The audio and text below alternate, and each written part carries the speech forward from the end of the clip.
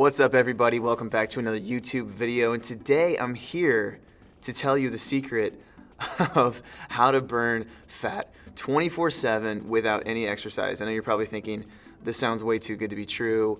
Is this clickbait? Is this junk? And the answer is no, it's not. But it's also not gonna be the answer that I think everybody is longing in their hearts for, which is some easy to do, nonsensical approach where you just burn fat all the time and it's super easy. That's just not simply the case. So how do you burn fat 24/7? It all comes down to being in a calorie deficit. If you've never heard of the term calorie deficit before, it just means consistently eating less food than your body currently needs to maintain its current body shape, its current body weight.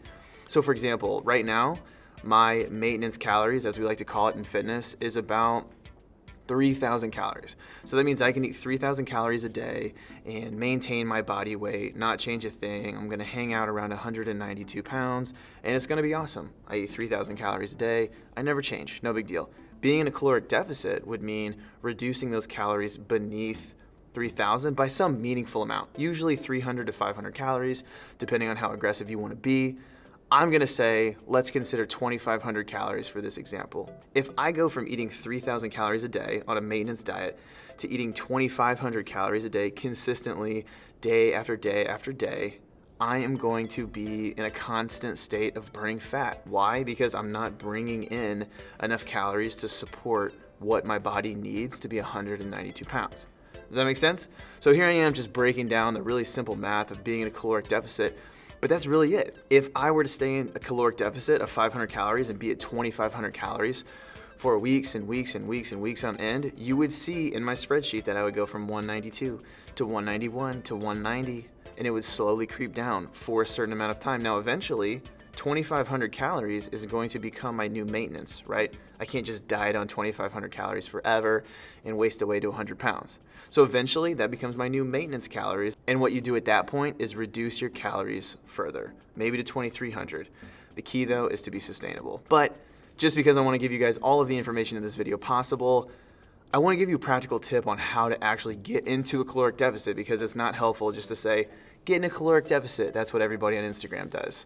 So probably the easiest way, I shouldn't say easiest, probably the most efficient way, the way that's gonna give you the best results in the end, is if, womp womp, you start tracking your calories. And I know nobody wants to be told to track their food, to weigh their food on a food scale, to consider how much protein they need per day versus carbs and fats. But here's the reality, people. If you're actually serious about your goal, you're probably gonna have to do a little bit of work. Not to get on a soapbox, but it's really annoying, really in any category of life, when people want to get all of the best things with no work. That's dumb. So to avoid being that person, consider getting into the food tracking game. Obviously, it's gonna be better for some people than others. Some people are gonna have weird mental associations with tracking food. It can be healthy, it can be unhealthy.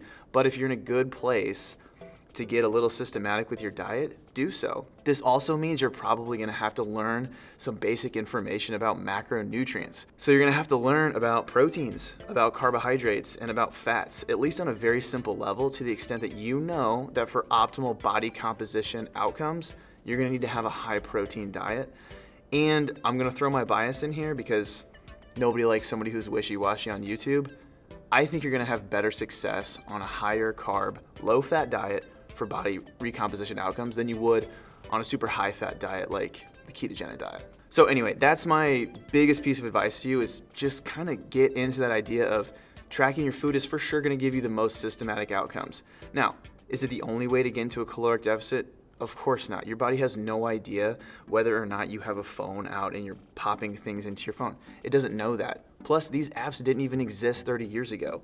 So what do? You just kind of have to get really boring and just go back to all those things that you know to be true about diet and exercise.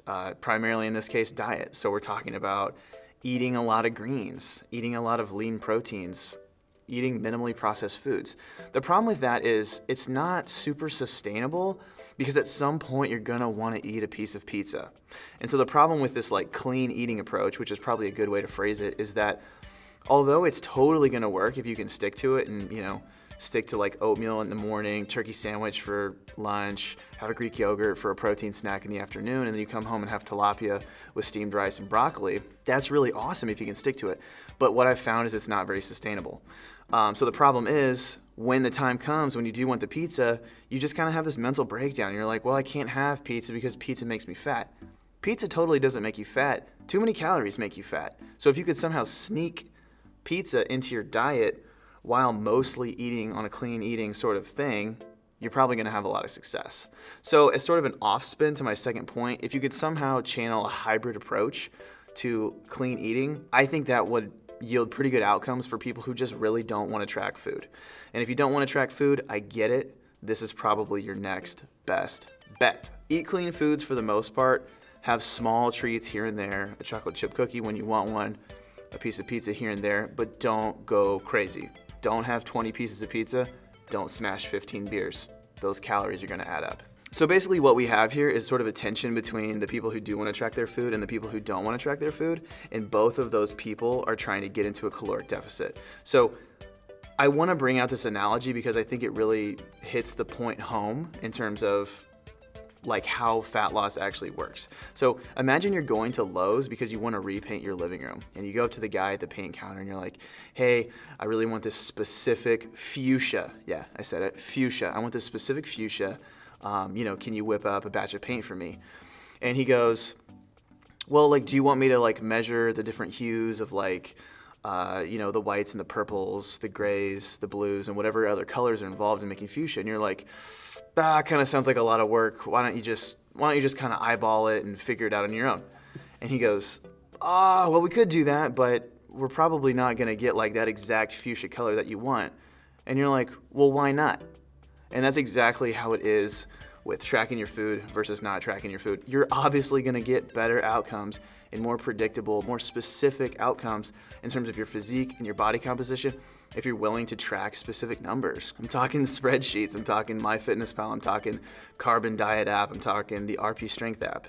And if you don't want to do that and you want to go the eyeball route, you're just going to have to be okay with getting less specific results. All right, third and final option, in my opinion, for getting into a caloric deficit is to buy into some kind of fad diet, which sounds dumb, but they can work if you're into it. So by fad diet, I don't actually mean fad in a bad way in this video. I guess I mean some kind of elimination diet. So we're talking about veganism.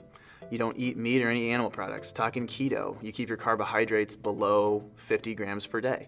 We're talking about Weight Watchers, point system, intermittent fasting, restricted eating window. Something crazier than that, like the snake diet. If you haven't looked that one up, go look it up. And basically what happens is if you have to play by certain pre-written rules to accomplish elimination in terms of calories in your diet, it's totally fine. There's nothing magic about any of these diets except that they're getting you into a deficit with minimal thought fatigue. So that's kind of a cool thing about veganism. A lot of people lose a lot of weight because all of a sudden you stop eating that super fatty burger at Applebee's and you stop eating the super fatty cheese. And there are just all these dishes that are super high calorie that you remove from your diet. There's nothing magical necessarily about veganism except that it pulls a ton of calories out of your diet just by default. Same with keto.